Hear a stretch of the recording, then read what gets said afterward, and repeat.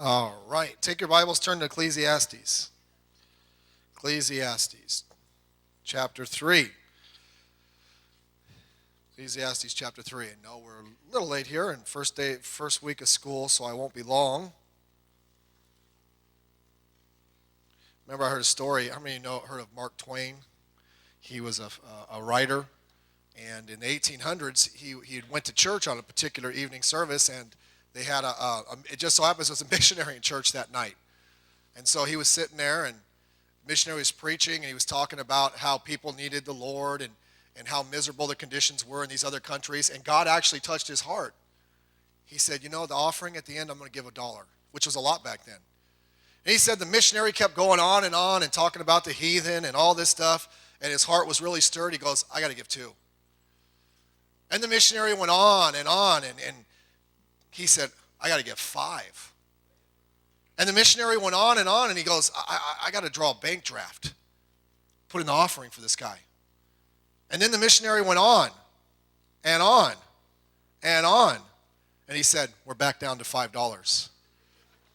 And he said, by the time the missionary finally ended and the offering plate came by, he said, I took some money out. So I won't be late. I won't be long tonight, okay? Ecclesiastes chapter 3, verse 1 through 8. We'll just read some of this. And we're talking about a great fall, but I do want to have a little bit of Bible here to help us. To everything there is a season, and a time to every purpose under the heaven. A time to be born. That's for Joseph David, right? He was born. A time to die. If I can pick somebody out, that'd be good. A time to plant. A time to pluck up that which is planted. A time to kill. That's not now, by the way. And a time to heal. A time to break down. A time to build up. A time to weep.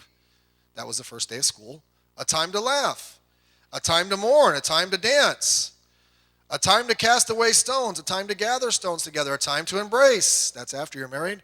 A time to refrain from embracing. That's still after you're married. A time to get. Unfortunately, both is true. A time to get and a time to lose. By the way, that's not talking about Vegas. A time to keep and a time to cast away. A time to rend and a time to sow. A time to keep silence and a time to speak. A time to love, a time to hate. A time of war and a time of peace. Okay? It's talking about there's times for everything in life. Seasons. Now we're going to talk, I don't know, he's not talking, I don't believe specifically about, winter, spring, summer, fall, but there are seasons of life. There are times in our life. There are times in our church. That's what we're going to look at. By the way, as Pastor mentioned, how many of you like the fall best?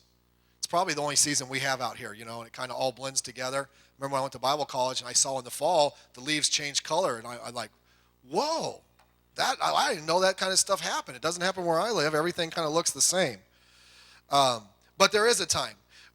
Life is structured that we go through seasons. We go through different times in our life. As we're younger, we get older. Certain times of year, certain things are going on. As a family, okay? You're adding more children. Children are leaving and so forth. Our schedules as a church. So there's different times and different seasons in life, and we need to be ready for them. Turn over to Proverbs chapter 6, verses 6 through 8. Proverbs chapter 6, verses 6 through 8. Familiar verses here?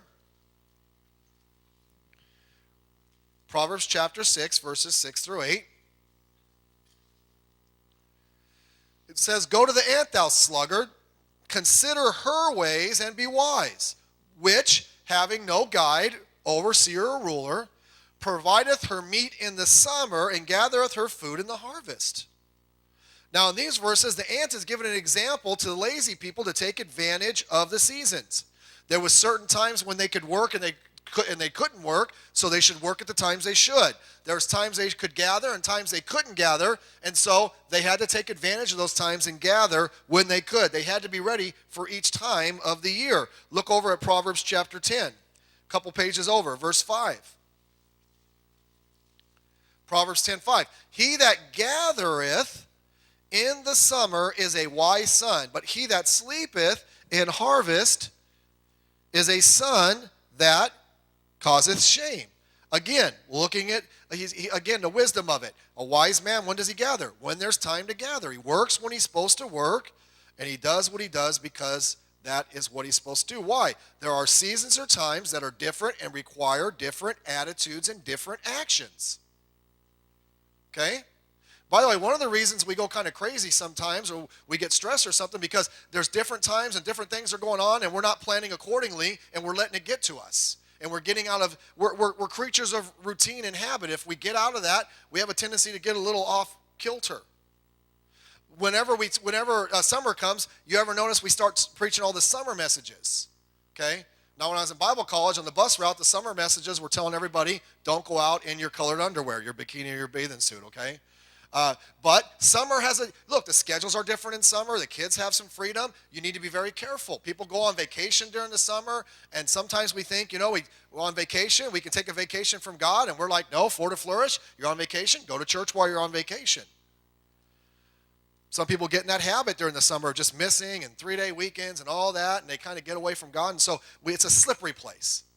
Different times and different seasons are slippery places, and so we need to be prepared for that, and fall is a time we need to be prepared for also. Turn over to Matthew chapter 9, verse 35 to 38. And this is really, for us, this is the theme of our fall time. Matthew chapter 9, we'll start at verse 35. So we have to be prepared for certain times of the year. Take advantage of them, prepare for them, work them out in our life. Matthew chapter 9, verse 35. And Jesus went about all the cities and villages, teaching in their synagogues and preaching the gospel of the kingdom, healing every sickness and every disease among the people. But when he saw the multitudes, he was moved with compassion on them because they fainted and were scattered abroad as sheep having no shepherd. Then he said unto his disciples, the harvest truly is plenteous, but the laborers are few. Pray you therefore the Lord of the harvest that he will send forth laborers into his harvest. As Jesus saw the multitude, he didn't get irritated because there's a lot of people around. He saw the needs, and he saw people as a harvest ready to be reached and said, hey, they are ripe and ready, but we need more laborers. And pray that God would send laborers. I've heard people say, pray for the harvest. You don't need to pray for the harvest. Pray for laborers to go out. If I had a farm, and my farm was ready to be harvested, that stuff doesn't stay ripe all the time. So when it's ripe, you better get it off the tree or get it out of the ground. So you don't need to sit there and pray, Lord, I know the fruit's ripe. Would you please make it ripe? What do you need? You need to get out there and pick it. And by the way, if you pick it by yourself, you're not going to get much. You got to get other people out there laboring and picking it. And that's what he's saying. Luke chapter 10. Read a couple more verses, and then we'll say a few practical things this evening, and we'll let you go. I don't want you taking money out of the offering plate. Luke chapter 10, verse 1 and 2. These are just basically, he's saying the same thing here. And after these things, the Lord appointed other 70 also, and sent them 2 by 2 before his face into every city and place whither he himself would come. Therefore he said unto them, the harvest truly is great, but the laborers are few. Pray ye therefore the Lord of the harvest that he would send forth laborers into his harvest. You don't need to turn there, but in John chapter 4, he tells his disciples, say ye not there are 4 months and then cometh the harvest. Behold, I say unto you, lift up your eyes and look into the fields, for they are white already unto harvest. And we already mentioned that. So with these verses in mind, I want to be very practical and give you just a couple quick points and a couple things underneath there to help us how we can have a great fall. Nothing good happens on accident. Doesn't happen on accident.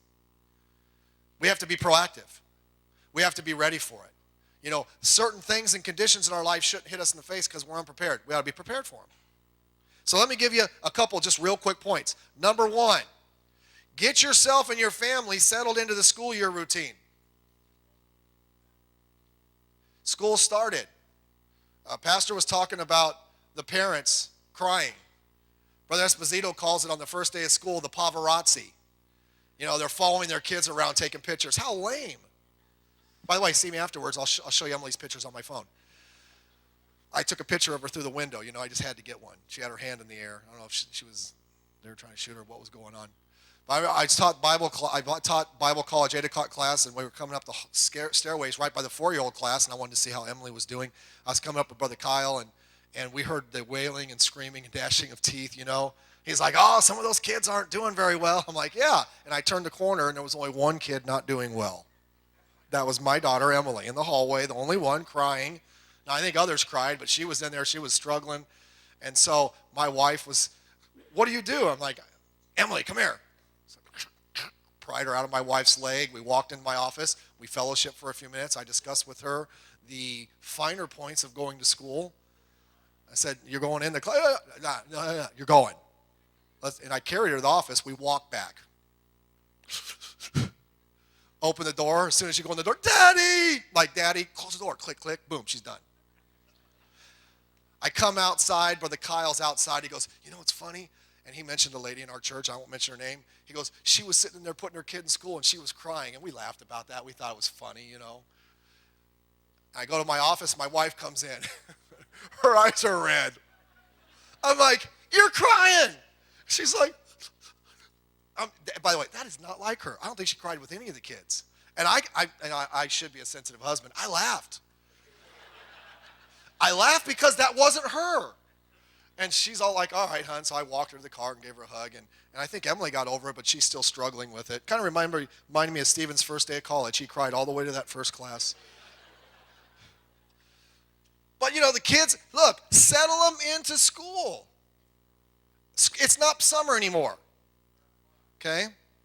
The first night, you know, Emily, we're a little flexible with her, and you know, because she doesn't go to school, she can stay up a little bit later and go to bed. It's not, you know. And the last Tuesday night, I was going to put her to bed at 8 o'clock, which isn't her usual bedtime, and all of a sudden she goes, I don't want to go to school. Well, she didn't want to go to bed. It's not that she wanted to go to school. She didn't want to go to bed. But, you know, during the summer, maybe they stayed up late. We got to get a routine going here. It's over, and we got to get out of the summer mentality. It's time to get back to the school schedule. By the way, you ever notice we do everything around here on purpose. We take some of those Tuesday nights off around the beginning of the school year so you can settle into your school schedule. Okay? We didn't just say, hey, let's take some time off. It's like, hey, it's been hectic. We've had a great summer. Let the family settle into a school schedule. And you need to do that or else it's going to be hectic around your house. There's a lot of things coming. Give your children a bedtime. You know, I think Brother Esposito used to always say, all his kids, even the college ones, I don't know, go to bed 8:30. Maybe that's a little drastic, but hey, they have to have a time they go to bed. There has to be some, especially the younger they are, there has to be stability. Okay?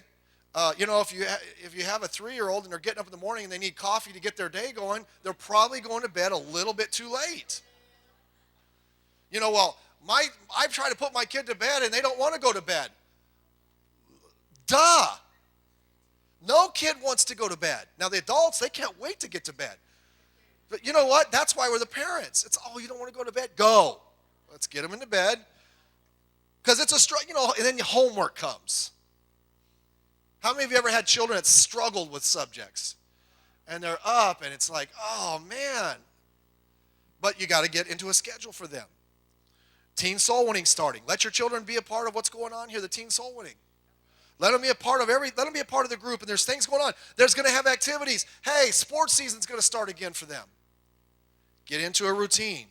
By the way, let me say this. Husband and wives, you need to get into a routine because your relationship is important too. Especially if all you have is younger ones, you need to get them to bed so at least you have a little bit of time alone when it's just you and your spouse. Don't neglect. It's like, well, so much stuff going on at school. We can't have date night anymore.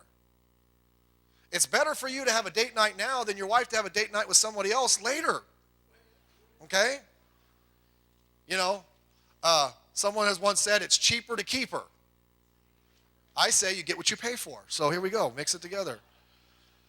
But don't let that, look, you say, oh, I want my children. You know the best thing for your children? Your best thing for your children is for mom and dad to have a good relationship. Not perfect. Nobody's perfect. To have a good relationship. To have the same mom and the dad in the home. You know, it's funny. Whenever someone gets divorced, and if you've been getting divorced, we're not getting on you. But I'm talking to those of you that aren't divorced and you're thinking about it. But whenever they get divorced, what do they always think? Oh, everything's all about the children. Everything's all about the children. Can I tell you what the best thing for the children is? Try to keep the marriage together. Try to make that relationship better. It's good for the kids. Also, you know what another pressure is when school comes? Financial pressure. Now, let me help you with this one. I don't know if you know this. We have a system here. School starts the same time every year. How many of you figured that one out? Good. So what you need to do is plan for that. There's all these fees, and they're good fees, and they have to be there, but we know they're coming. So plan ahead. Plan accordingly. Have I hate to cuss in church, but a budget. And plan for school. And get that thing ready. You don't want that pressure. Somebody says, well, I'd have a budget, but I just can't afford it. Now think about that. You don't have enough money to pay your bills, so the best plan of action is to spend it indiscriminately. Not have a plan. That sounds good to me. Have a plan. So let's get back in the school routine. Get the children going. Get them in and get everything going. I know it's a bit of a chaos the first 2 weeks. Get it going. Number 2. This goes back to our harvest verses. Be 100% involved with the church's fall outreach program and calendar. Now, we try to reach people all year long. But it seems to me, it's been my experience, that for some reason, now there's fruit that's all year long, but the most fruitful time for us, we have found, just seems to be the fall. It just seems we get new people all the time, but it just seems more new people come in. So you know what we should do this fall? We're getting the kids ready. They're in school. Hey, let's get involved with what we're supposed to be doing, and that's reaching people for Christ. We have a full fall program here, and we need to be a part of it. When he was talking about the harvest, he said the harvest is ready. Everywhere you go, there are people out there that need Christ. They're everywhere. Okay, we're not running out of prospects here. We haven't knocked on every door in this area. Because once you just go a few blocks more, there's more. Then go a few blocks more, there's more. They're everywhere. And so what we need to do is, hey, there's people out there. Let's get them. God will bring people in our way. God will bring people within our contact. And then he said we need laborers. Laborers. I like that DVD that we started showing at all of our missions revivals, The Harvest. It's just a wonderful picture of what it is.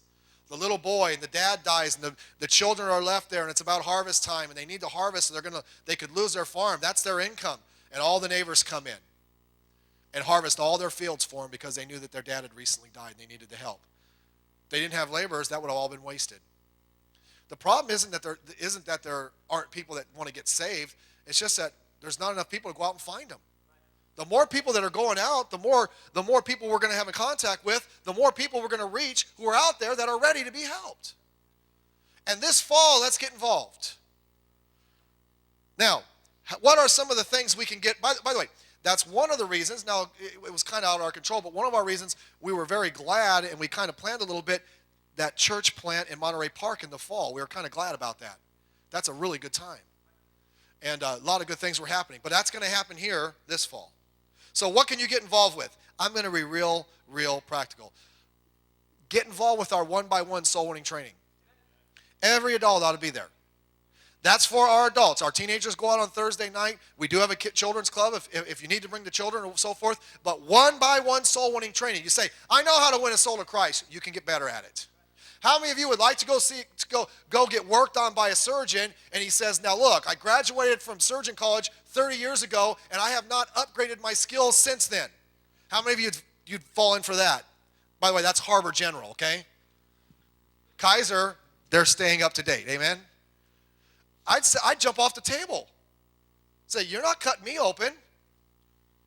You want somebody that we constantly need to hone our skills. And by the way, we constantly need fresh motivation. And one-by-one soul winning training will do it for us. We'll have the reaching Catholics and Buddhists. We'll have our regular soul winning training for our new folks. How is the world won? It's won by one individual reaching another individual somewhere. And hopefully that individual grows and they're reaching somebody. But it starts with the one. And look, all of us have a responsibility before God to be able to share the good news with anybody if they ask us about it. We ought to be willing to share it before they ask us. But how are we going to do that if we don't know? You say, well, that's what this is about. This is a time in the fall when we train you, and you'll go out. So I would encourage you. Sign-ups are going to start on Sunday. Sign up right away. Just get in there. Let's get going. Let's have the best one-by-one soul winning training we've ever had. I would tell you, and by the way, make it your goal not to miss a Tuesday. Now, I know it is sick season, and sometimes if you have small children, something happens, they get sick, you got to, I get that, all that stuff. But make it your goal. Don't miss a week. Don't miss a week. Now, I'd say the next thing is this. Let's get involved with our church fall program. We have special days we do. Of course, every year we do baby dedication. Baby dedication, again, unless you're Brother Albert or somebody, you're not having kids every year. But there are families out there. We do have families in our church. They have them every year. Okay? But you know what? If you look, God's going to bring young couples your way. And for some reason, I don't know if it's a Catholic in them, they want to dedicate their babies. By the way, don't tell them this. It's not to dedicate their babies. It's to dedicate them to be the parents are supposed to be so the babies are dedicated. Okay? All right. A little 3-month-old. I want you to be dedicated to God. He wants his diaper changed and a bottle in his mouth. We give him a little Bible. He can't read it. Go ahead, hand it to him. The pages will be wet before he gets home. Okay? It's the parents. Now, they want something, and we'll challenge them and motivate them. Hey, it's up to you if these kids are going to be dedicated to God. But you know what? Young families, they're thinking about that. And God will bring people your way, and you say, hey, we're having baby dedication. You ought to come. Baby dedicate. We have our fall picnic. We all get together. We have American Heroes. You're going to meet people. Old-fashioned day. That's when you can pull out those clothes you put in the closet that you thought were in style. Old-fashioned day. Also in your Sunday school class. Hey, help out in your Sunday school class. By the way, if you're a part of an adult Sunday school class, here's one thing. Show up. Be there. Be faithful. Be an encouragement. There's going to be some new people that are coming in, and it's nice if there's a group of people that are around that'll come in and say, and get to meet them and greet them and make them feel comfortable and welcome. Get in there and be a part of all that's going on. If your class is having some kind of special day, be a part of it. They're asking you to bring, it's a Mexican fiesta Sunday morning. Bring some Mexican fiesta. Okay? The least you can do is buy a dozen donuts or something to put hot sauce on them. Something Mexican. Be a part of what's going on. Wet burritos, wet donuts. By the way, let me tell you, be patient in your Sunday school class with new people. There's a reason we have Sunday school class. That's where we try to help the newer Christians feel comfortable and get them connected to the church and meet some good godly Christians. Be patient with them. Some guy comes in, I used to go to some church. That's not a King James Bible. Throw it in the garbage. They don't understand that. Now, I read an NIV Bible. That's the first Bible I ever read. Then somebody gave me a book. God wrote only one Bible. And I read it, and I threw my NIV in the garbage. My mom picked it out. I threw it back in the garbage. She picked it out again. So before I went to Bible college, I snuck it in the garbage can again. 5 years later, she said, hey, remember that Bible you threw in the garbage? Still got it.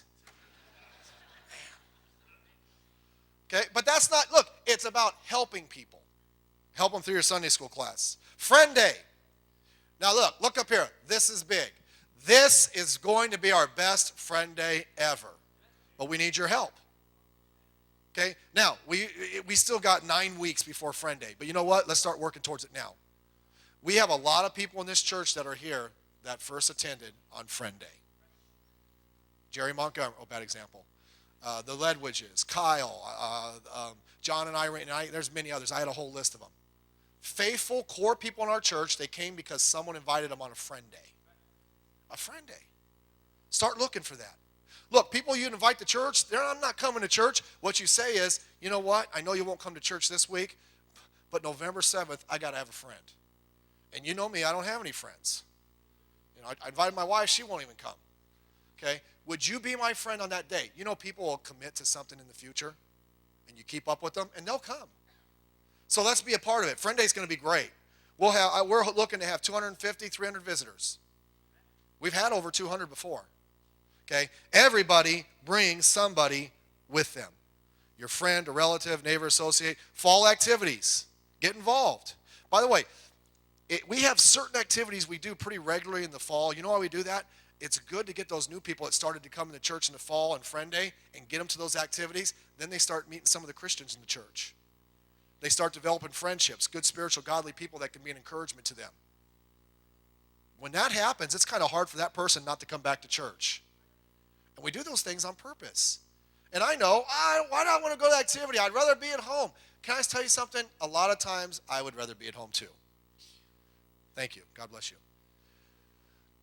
But you know what? I don't go because I enjoy it. Now, I enjoy the activities. I get in there. If we're going to have an activity, I'm going to enjoy it. Okay? The bowling activity we had in the class didn't go so well because I didn't win, but I kind of enjoyed it. Enjoy it. Get in there.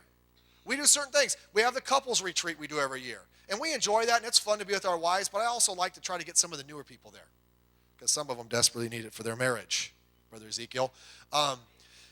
We have our class Christmas parties, our New Year Vision night, the church Christmas lights. A lot of the classes will have an adult class Thanksgiving dinner. That's always a good one. Our class, we always go to the pumpkin patch in October and so forth, but be involved because we have a purpose behind it. And then also get involved with our missions revival. This year it's going to be in December. We have Brother Anger coming back with us. That's why we moved it. Say, why'd you move it off the calendar? Because that's the only time Brother Anger could be with us, and he was a blessing last time. And he's going to challenge us. You say, but we talk about missions and that all the time. Hey, we always need to renew that in our mind. We always need that push. And it's exciting. And so be involved. We'll have some guys here. We want to be a blessing and encouragement to them, and we want to be blessed and encouraged to keep going for missions. And then I would say go out of your way to help reach new people. How do you do that? First of all, invite people to church wherever you're at. Always be looking for that opportunity to invite. I remember one time I was out greeting people in the parking lot, and these new people came in. Hey, how you doing? They told me their name. I said, so how'd you hear about our church? Who invited you? They said, you did. I don't know. I don't remember that. I guess I gave tracts out, and they were one of them, and I didn't remember them. Okay, I'm like, yeah, you remember us? Yeah, I saw you when you got out of your car a minute. Yeah, I remember you. You know. But you never know who will come. You never know somebody that looks hard on the outside, you don't know what problem they're going through. You might be the one that gives them that. Boom, that's a little bit of hope that they needed.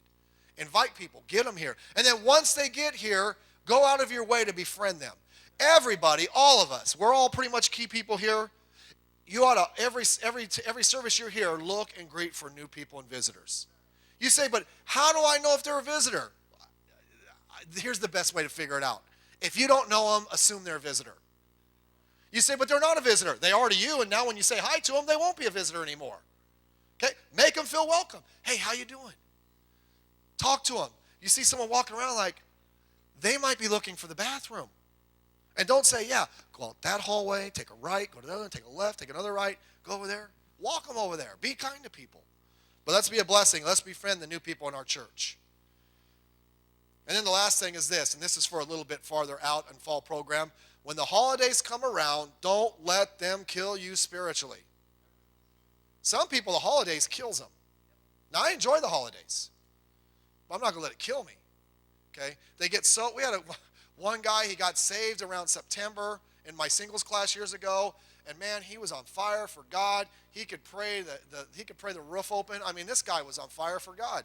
Christmas break, I didn't see him anymore. Then someone said, I saw him. He was running down the street, and there was a police car chasing him. He got in major trouble during that Christmas break.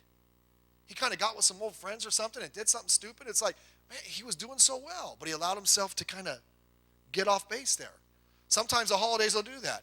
If you have a family, make the holidays a time for your family. By the way, the holidays can still be a time for ministry. Now, you maybe can't do this, but we always do this every year. Thanksgiving or Christmas, we'll have people in our house that maybe are around that don't have family members. Now, we make them bring dessert or something, okay? Come on. We'll have a good time. We had last year, I don't know if it was Christmas, we had several of the families from Monterey Park. Just so happens they didn't have any families that lived in the area. It's like, come on over for Christmas. They're like, really? You're like, yeah, we'll have fun. And just getting involved, make sure they don't steal things or whatever, but just kidding. It's like, what's the big deal? It's not a big deal to our family. Now, that's not for everybody, but, just be a blessing to people in any way you can. And then also I've noticed around that time, it's also a good time to plan and get ready for the next year. Don't let that sneak up on you. What I'm saying is this. Fall is a great time. It is a great time in the life of our church. And our goal, let's have a great fall. You know what we want when the fall is over? When we get to January, the beginning of next year, you know what would be great if there is a handful of people that are a part of our church that we don't even know right now. That's always an exciting thing. We get done with all the friend days and all the things, and there's people attending our church, and they're our friends now, and they're growing their relationship with God and in their faith, and right now in September, we don't even know them. That's what a church is supposed to be. But you know what? It's not just the pastor and staff that have to do it. Say, well, you guys get paid to do that. No, we get paid to serve, and yes, we do. But you know what? That's every Christian's responsibility. And by the way, that makes church exciting. Exciting, you come in here, and there's new people, and this person's growing their faith, and there's that person you met, and you're encouraging this person. Let's have a great fall, but it doesn't happen on purpose. Let's bow our head and close our eyes together.